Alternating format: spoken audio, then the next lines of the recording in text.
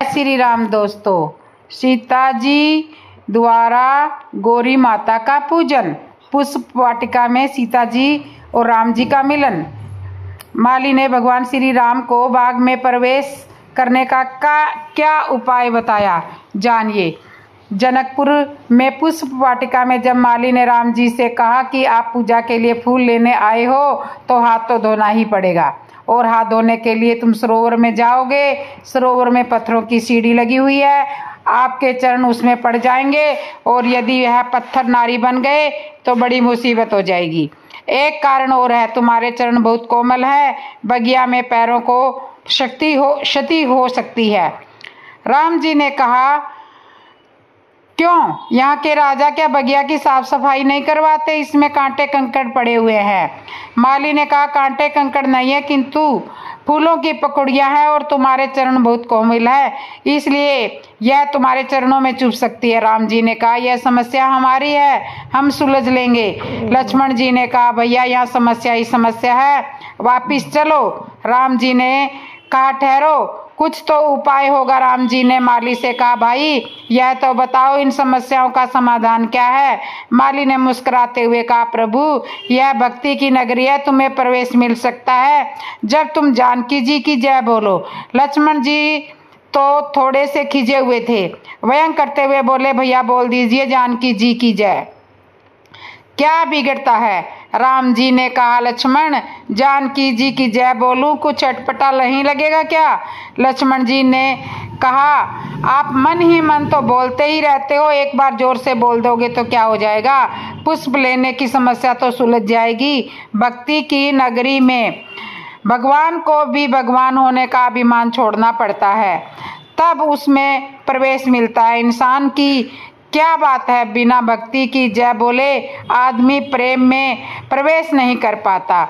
हमारा हृदय एक प्रेम वाटिका है, इसमें बिना भक्ति के कार्य कैसे सिद्ध होगा?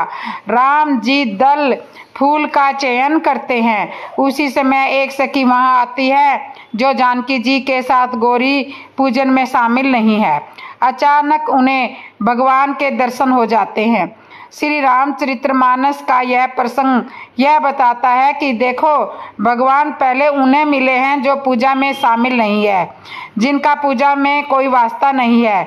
संत जी का कहने का आशय यह है कि पूजा करना व्यर्थ है, पूजा करना व्यर्थ नहीं है, पूजा करना बड़ी अच्छी बात है, किंतु यह प्रसंग यह बताता है कि भगवान साधनहीन को पहले मिलते हैं और साधन सपन को बाद में मिलते हैं। और यह बड़ी विचित्र बात रही है, जो पूजा में शामिल नहीं है उसी में जाकर गौरी जी की पूजा करने की जानकी जी और सखियों को जाकर बताया। साधनहीन साधन सौपन को भगवान के दर्शन करा रही है। जानकी जी बगिया में आती है, पत्तों की ओट में राम जी को निहारती है, राम जी सीता जी को निहारते हैं। इस प्रसंग की एक विशेष बात यह भी है कि पुराने समय में व्यवहारिक जगत में वर और वधू आपस में एक दूसरे को नहीं देख पाते थे। यह परंपरा रही थी कि गांव के ब्राह्मण कन्या के लिए वर तलाशने जाते थे और कन्या के लिए वर चयन करते थे। उनके द्वारा ही परिवार वालों को यह रिश्ता मान्य करना होता था। कन्या तो विवाह के बाद तक अपने पति को नहीं देख पाती थी, ससुराल आ जाने के बाद फिर कहीं 2-4 दिन बाद देखती थी, किंतु यह परंपरा थी। पहले माँ बाप की बनी किंतु यह परंपरा थी, पहले माँ बाप की बिना अनुमति के विवाह नहीं होते थे, और वर्तमान समय में बेटी माता पिता से विवाह के लिए अनुमति लेना आवश्यक नहीं समझती है। इसे समझदारता कहते हैं। रामचरितमानस का पुष्प वाटिका में सीता राम जी के मिलन का यह प्रसंग यह संदेश देता है कि समाज में जो स्वतंत्रता थी उसमें वर वधू आपस में एक दूसरे को नहीं देख पाते थे, और वर्तमान में यह स्वच्छता है कि कन्या अपने वर के लिए माता पिता की अनुमति ही नहीं आवश्यक समझती है। यह प्रसंग यह संदेश देता है कि उस स्वतंत्रता वालों को थोड़ा आगे आना चाहिए और इस स्वच्छता वालों को थोड़ा पीछे जाना चाहिए। वर और वधू आपस में मिले तो सही, किंतु उद्देश्य वासना का नहीं उपासना का होना चाहिए। जो उनकी माता सुनैना ने गौरी पूजन के लिए भेजा। सीता जी को उनकी माता सुनैना ने गौरी पूजन के लिए भेजा और राम जी को उनके गुरु ने पुष्प लेने के लिए भेजा। दोनों का आपस में मिलन हुआ, एक दूसरे को देखने का अवसर मिला, किंतु माध्यम उपासना का रहा। यही प्रसंग का सार्थक संदेह है। सीताराम जी का पुष्प वाटिका में मिलन होता है। सीता जी ने राम जी को देखा, राम जी ने सीता जी को देखा। सीता जी राम जी के दर्शन करने के पश्चात भगवान की सांवली सूरत को हृदय में बैठाकर दोबारा गौरी माता के मंदिर में प्रसन्न होते हुए पूजन करने के लिए गई है। पहली बार जब पूजन करने गई थी तब गौरी माता ने से अपने रूप के अनुरूप वर मांगा था। दूसरी बार जब गई तो मन में संकोच है, संकुचा कर वरदान मांग रही है। रामायण के ममर्ज संत इस प्रसंग का अर्थ निकालते हैं कि सीता जी संकुचा क्यों रही है। पहली बार तो नहीं संकोचाई थी, फिर दूसरी बार किस लिए संकोच कर रही है। संत कहते हैं कि पहली बार जब वरदान मांगा था तब सीता जी को किसी से संकोच नहीं था, क्योंकि वह अकेली थी और अपने अनुरूप वरदान मांग रही थी। दूसरी बार गई तो हृदय में राम जी की मूर्ति को बिठा रखा था, बस संकोच राम जी की मूर्ति से हो रहा था। गौरी माता से विनती कर रही है कि आप तो सबके हृदय की जानने वाली हो, मुझे क्या वरदान चाहिए यह आप जानती हो। सीता जी की प्रेम भरी प्रार्थना सुनकर गौरी माता के कंठ से पुष्पमाला खिसक गई और मूर्ति मुस्कुराई। यहाँ भी बड़ी अद्भुत बात है, मूर्ति गौरी जी की नहीं मुस्कुराई, मूर्ति सीता जी के हृदय में बैठी राम जी की मुस्कुराई। वह इसलिए कि सीता जी ने अपने लिए गौरी माता से वरदान मांगा। गौरी माता ने प्रसन्न होकर पुष्पमाला खिसकाकर यह संकेत किया था वह इसलिए कि गौरी माता ने प्रसन्न होकर वह इसलिए कि सीता ने अपने लिए गौरी माता से वरदान मांगा। गौरी माता ने प्रसन्न होकर पुष्प खिसकाकर यह संकेत किया कि तुम्हारा मनोरथ पूर्ण हुआ है। यह सुनकर सीता जी के हृदय में विराजमान राम जी की मूर्ति मुस्कुराई। चलो श्री सीता जी के साथ साथ हमारा भी काम बन गया। यही इस प्रसंग का वास्तविक अर्थ है। राम लक्ष्मण दोनों भाई जब पुष्प लेकर गुरु जी के पास आए थे तब गुरु जी ने उन्हें विजय श्री का आशीर्वाद दे दिया, किंतु जब दूसरे दिन यज्ञ मंडप में जाना था तब गुरु जी ने अपना बयान बदल दिया। दोनों भाइयों से कहा, चलो आज धनुष यज्ञ है, चल कर देखते हैं विधाता किसको यश प्रदान करता है। तो इस तरह से सीता माता गौरी माता का पूजन करने के लिए पुष्प वाटिका में गई और वहां राम और सीता का पहली बार मिलन हुआ। लक्ष्मण जी द्वारा राजा जनक पर क्रोधित होना, धनुष भंग करना। सुनिए, गुरु वशिष्ठ जी के साथ दोनों भाई राजा जनक जी द्वारा बनाए हुए यज्ञ मंडप में पहुंचे। जनक जी ने गुरु जी सहित दोनों भाइयों को ऊंचे सिंहासन पर बैठाया। वहां पर राम जी एक हैं और उन्हें देखने वाले अनेक हैं। जिसका जैसा भाव था उसी भाव के अनुरूप उन्होंने भगवान को देखा। राजा जनक ने जब देखा कि सभी लोग उपस्थित हो गए हैं तब उन्होंने अपने बंदीजनों को बुलाया और कहा कि अब घोषणा की जाए धनुष भंग की। राजा जनक के बंदीजन बहुत होशियार थे। वह चाहते थे कि राजा जनक को श्री सीता जी का विवाह राम जी के साथ ही कर देना चाहिए ताकि यह धनुष तोड़ने वाला कार्यक्रम स्थगित हो जाए। समय बर्बाद करने का कोई फायदा नहीं। बंदीजन बड़े चतुर हैं। उन्हें घोषणा की वह जानते थे कि हमारी घोषणा सुनकर समझदार लोग वहां से चले जाएंगे और जो घमंडी है वह तो मानेंगे ही नहीं, वह तो आवश्यक अपना जोर आजमाएंगे। बंदीजनों ने कहा, सुनो सुनो सब राजा लोग, बड़े ध्यान से सुनो। यह सामने रखा हुआ शिव जी का धनुष, इसे तोड़ने का जिसने भी साहस किया उसका समझो वही हाल होगा जिस तरह राहु के पास जाने से चंद्रमा का होता है। फिर भी किसी को अपने बल पर अभिमान है तो अपने बल का प्रयोग करके अपनी वीरता का प्रदर्शन कर सकते हैं। जनक जी को यह सुनकर बड़ा आश्चर्य हुआ। उन्होंने बंदी जनों से कहा कि क्या मैंने आप लोगों को इसी तरह की घोषणा करने को कहा है? बंदी जनों ने कहा, ठहरिए महाराज, हम वही कह रहे हैं जो आपने कहा है, थोड़ा धैर्य रखिए। फिर बंदी जनों ने कहा, यह भगवान शिव का धनुष है, इसे जो भी महाबली योद्धा तोड़ सकेगा उसका विवाह श्री जानकी जी के साथ कर दिया जाएगा। बंदी जनों की घोषणा सुनकर कुछ राजा लोग तो समझदार थे वो वहां धीरे से खिसक गए। रावण, बाणासुर जैसे योद्धा भी वहां से चले गए। उन्होंने धनुष को छूने का प्रयास नहीं किया, ऐसा रामायण में वर्णित है। किंतु कुछ अभिमानी राजा थे जिन्हें अपनी भुजाओं के बल पर अभिमान था। वह कहने लगे, हम आवश्यक धनुष तोड़ेंगे, हमारी दोनों भुजाओं में बहुत बल है। बंदीजनों ने कहा, आवश्यक तोड़िए, किंतु इतना समझ लो जिनकी 20-20 भुजाएं थी वह भी यहाँ से खिसक गए। आप अपना बल प्रयोग आवश्यक कीजिए। अब वीर राजा उकला इसलिए उठे कि वह यह सोच रहे थे कि कहीं कोई हमसे पहले यह धनुष ना तोड़ दे। इसलिए वह उकला कर उठे और जो काम पहले करना चाहिए था वह काम बाद में कर रहे थे। पहले अपने गुरु को प्रणाम करना चाहिए था, किंतु उठे और उठकर चल दिए। फिर प्रणाम किया। प्रणाम करने के इस प्रसंग का कई विद्वानों ने अलग अलग अर्थ निकाला है। एक विद्वान तो यह कह रहे थे कि इन राजाओं ने अपने गुरु को प्रणाम नहीं किया, किंतु इनके गुरुओं ने ही उन्हें प्रणाम किया है, क्योंकि अभिमानियों के गुरु भी कुछ इसी तरह के होते हैं।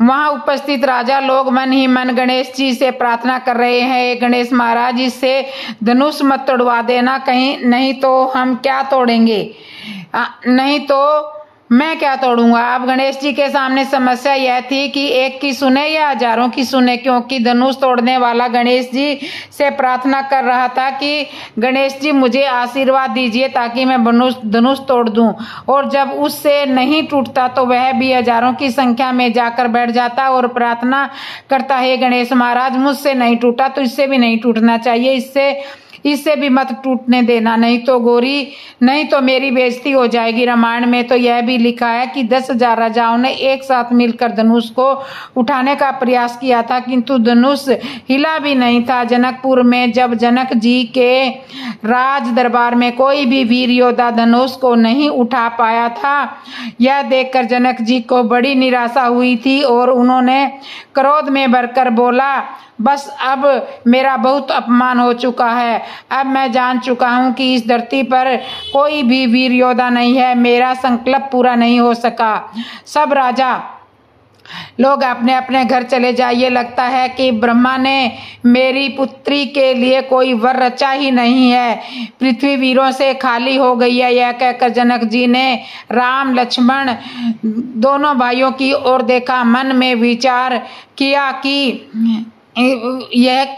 कि देखता हूँ मेरी बातों का कुछ असर हो रहा है या नहीं। इतना सुनने के पश्चात लक्ष्मण जी को क्रोध आया, किंतु बड़ी अद्भुत बात है कि क्रोध में भी लक्ष्मण जी उठे और भगवान श्री राम जी के चरणों में प्रणाम किया। आज ऐसा कौन है जो क्रोध आने पर यह कहे कि रुको, अभी मैं भगवान को प्रणाम करके आता हूँ फिर कुछ बोलूंगा।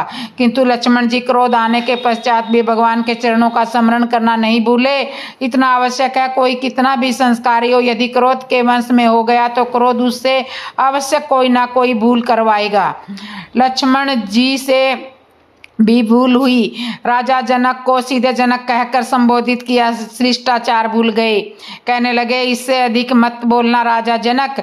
जहाँ रघुबर शिरोमणि प्रभु श्री राम उपस्थित है वहाँ ऐसा बोलने का साहस कोई नहीं कर सकता कि पृथ्वी वीरों से खाली है। चाहूँ तो मैं इस धनुष को क्या पूरे ब्रह्मांड को गेंद की तरह उछाल सकता हूँ। लक्ष्मण जी का इस तरह का क्रोध देख राजा लोग डरने लगे, कांपने लगे।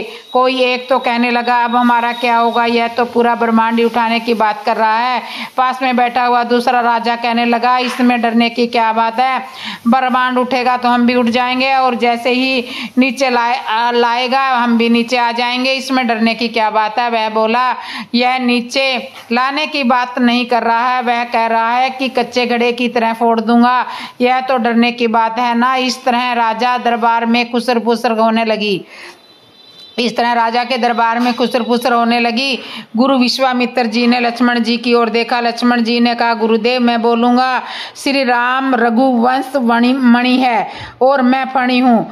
जब कोई मणि की ओर उंगली उठाए तो फणी कैसे चुपचाप बैठ सकता है। धन्य है लक्ष्मण जी की प्रभु राम जी के प्रति श्रद्धा, और यह होनी भी चाहिए। यदि कोई हमारे रघुवंश शिरोमणि श्री राम जी के प्रति कुछ असबद कहे, कायर कहे, तो हमारा कर्तव्य है उनका पक्ष लेना ही चाहिए, आवश्यक है। गुरुदेव ने जैसे ही लक्ष्मण जी को बैठने का संकेत किया, तब लक्ष्मण जी शीश झुकाते हुए चुपचाप राम जी के बगल में बैठ गए।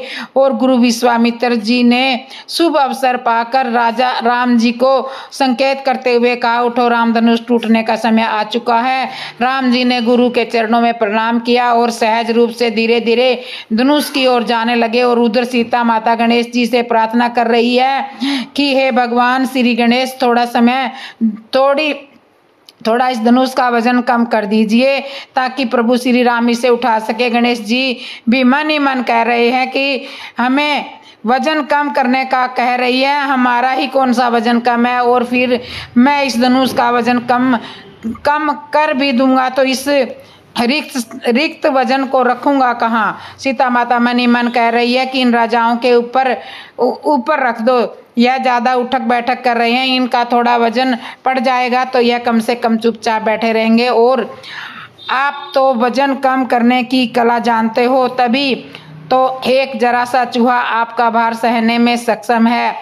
विद्वान लोग कहते हैं हमारे सनातन धर्म में बड़ा उसे माना गया जिसका वजन छोटे से छोटा व्यक्ति उठा सके। इसी कारण गणेश जी की प्रथम पूज्य है। इस तरह राम जी धनुष जी के समीप आए। सभी लोग बड़ी बेचैनी से राम जी की ओर देख रहे हैं। तभी राम जी ने धनुष को तोड़ दिया। धनुष को टूटते हुए किसी ने नहीं देखा। धनुष टूटने के बाद जय जयकार होने लगी। तो इस तरह से श्री राम जी ने धनुष को तोड़ दिया। राजा जनक के दरबार में परशुराम जी का आगमन।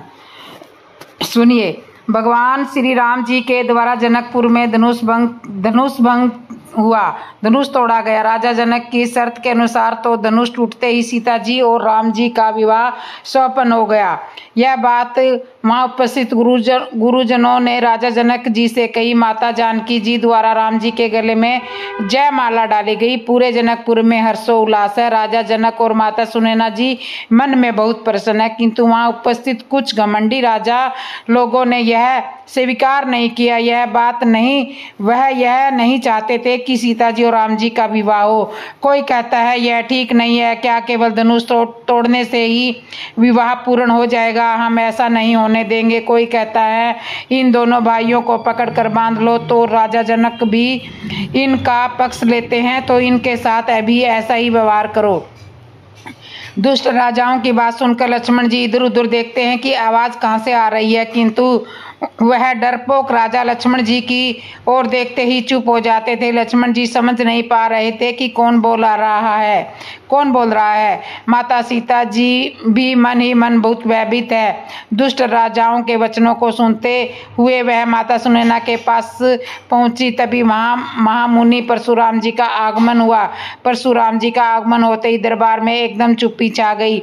सब मौन हो गए। जो जहां था वो वहीं खड़ा रह गया। सारे राजा भयभीत हो गए, कांपने लगे। परशुराम जी को देखते ही जहां थे वहीं से दंडवत प्रणाम करने लगे। उनके सामने जाने का किसी में साहस नहीं है। जानते हैं उनके सामने जाने का मतलब मौत को बुलाना है। उनके सामने गए और उनका फरसा चल गया तो कौन बचाएगा।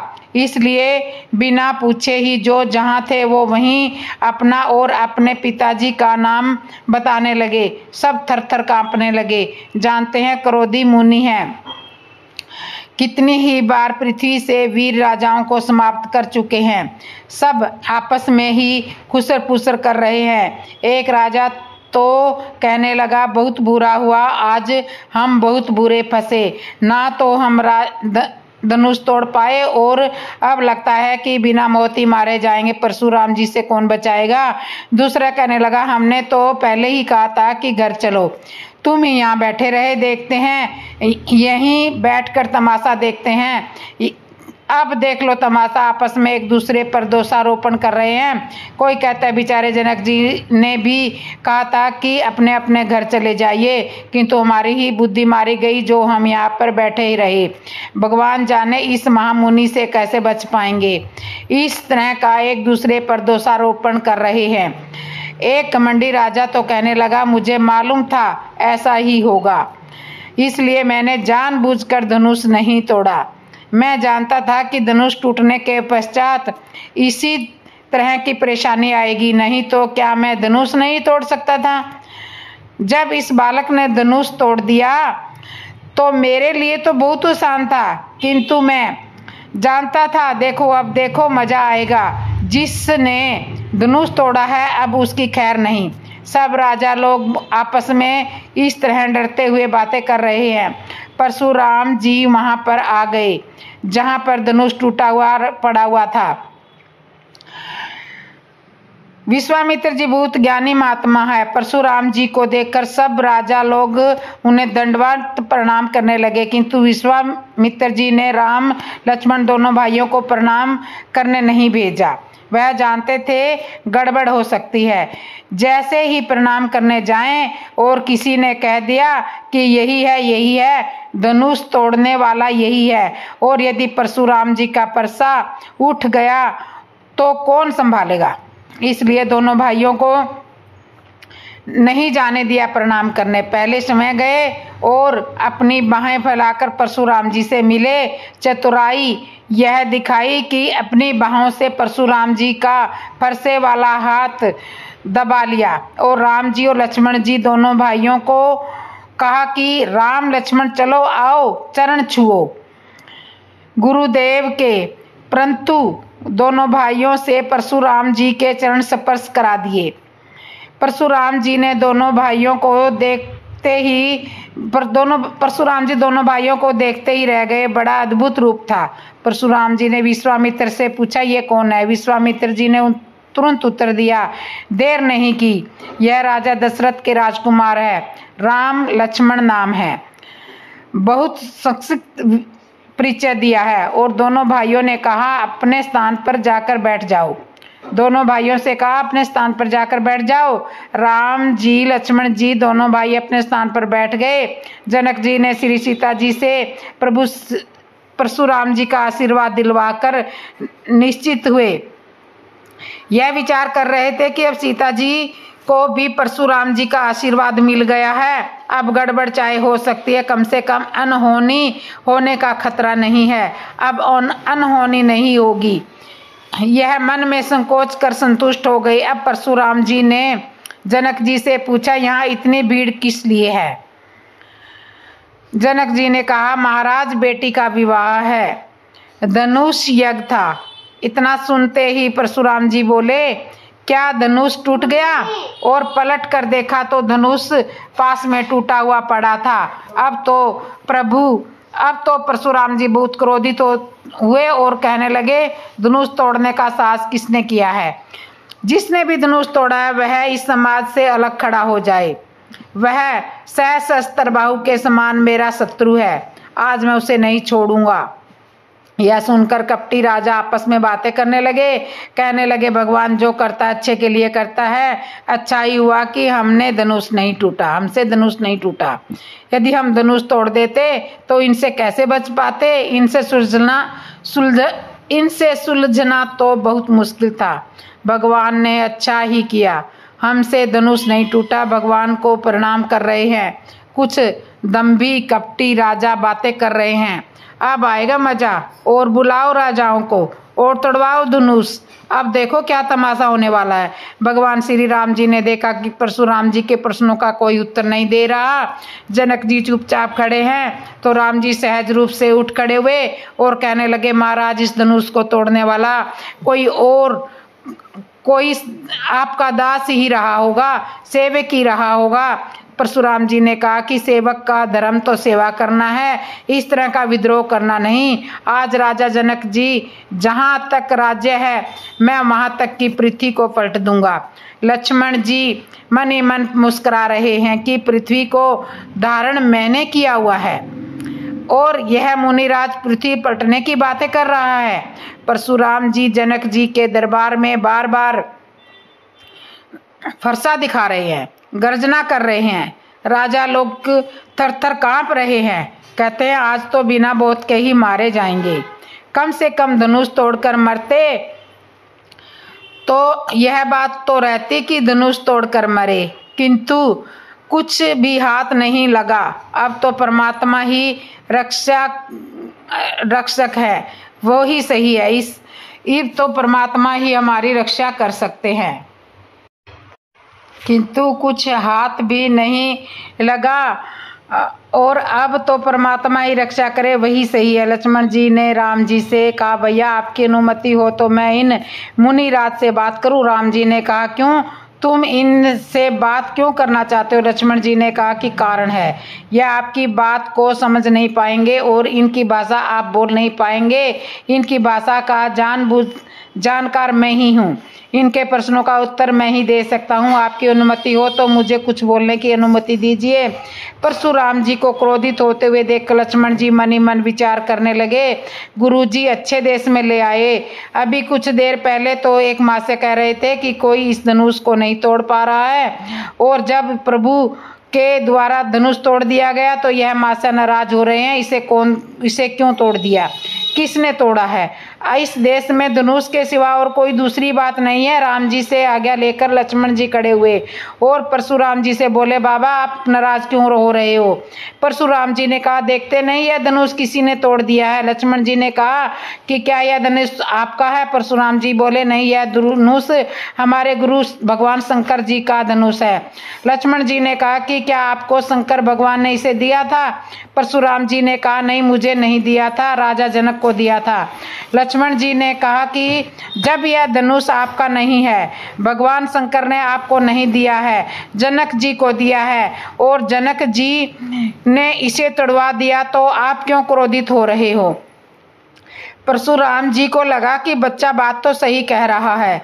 लक्ष्मण जी ने कहा कि हमने बचपन से लेकर आज तक कितने ही धनुष तोड़े हैं, पहले तो कभी आप आकर इस तरह नाराज नहीं हुए। परशुराम जी ने कहा रे मूर्ख बालक, क्या इस धनुष को तू साधारण धनुष समझता है? लक्ष्मण जी ने कहा धनुष सब एक समान ही होते हैं, धनुष प्राण लेने का ही काम करते हैं, जीवन दान कोई नहीं देता। और मैं जानता हूँ आपके साथ विडंबना दूसरी है, आपको इस धनुष के प्रति ममता है और महाराज ममता ही दुख का कारण है, बिना ममता के दुख नहीं होता।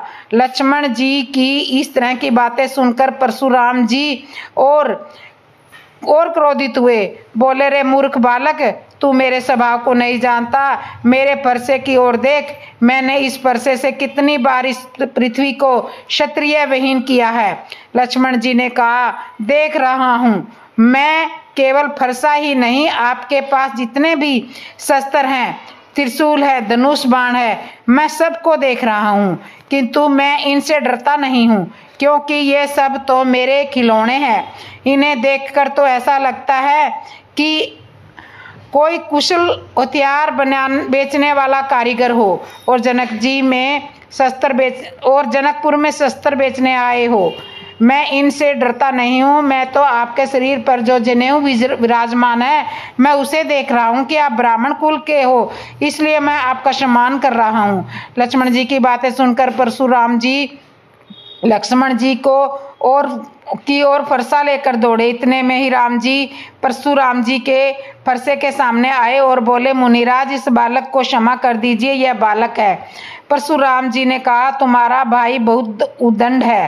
राम जी ने कहा आपको भी थोड़ा अपनी वेशभूषा का ध्यान रखना चाहिए, आप इस तरह अस्त्र शस्त्र दिखाकर धमकाना चाह रहे हो, इसलिए यह थोड़ा उदंड हो रहा है। यदि आप अपनी मर्यादा में रहते तो यह आवश्यक आपका सम्मान करता।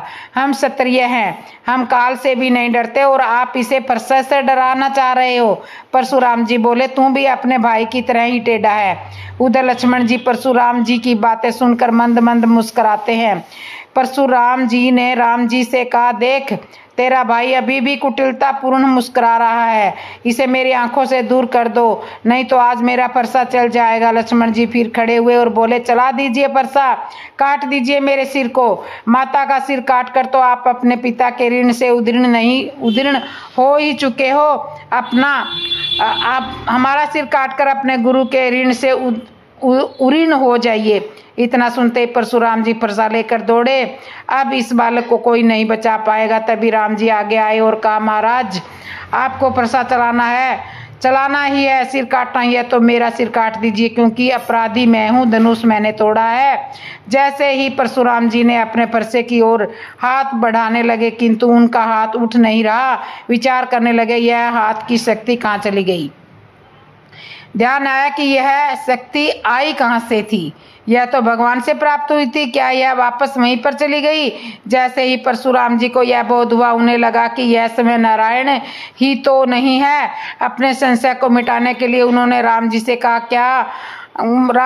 आप राम हो तो मेरे इस धनुष बाण को धारण कीजिए। जैसे ही परशुराम जी ने इतना कहा, उनका धनुष बाण समय श्री राम जी के हाथ में चला गया। परशुराम जी समझ गए यह तो समय भगवान है, क्षमा प्रार्थना करने लगे। भगवान ने उनकी प्रार्थना स्वीकार की और कहा, अब यह धनुष बाण मेरे हाथ में आ चुका है, अब इसे चलाना होगा। अब आप ही बताइए कि इसे चलाकर मैं किसे नष्ट करूं। परशुराम जी ने कहा, प्रभु इसे चलाकर आप मेरे पुण्य नष्ट कर दीजिए। लक्ष्मण जी ने कहा, गुरुदेव पाप नष्ट करवाइए, पुण्य क्यों नष्ट करवाना चाहते हो। परशुराम जी बोले, पाप तो मेरे प्रभु के दर्शन से ही नष्ट हो गए, अब मैं अपने पुण्य ही नष्ट करवाना चाहूँगा। इस तरह राम जी ने बाण चलाकर परशुराम जी के पुण्य नष्ट किए। परशुराम जी वापस तपस्या करने के लिए वन में चले गए। तो इस तरह से परशुराम जी का और लक्ष्मण जी का संवाद होता है। दोस्तों ये हमारी वीडियो आपको कैसे लगी, अच्छी लगी हो तो कमेंट में बताना। जिसने मेरे चैनल को सब्सक्राइब नहीं किया, सब्सक्राइब करना, लाइक करना, कमेंट करना और बेल आइकन बटन तो जरूर दबा लेना। बोलो जय श्री राम।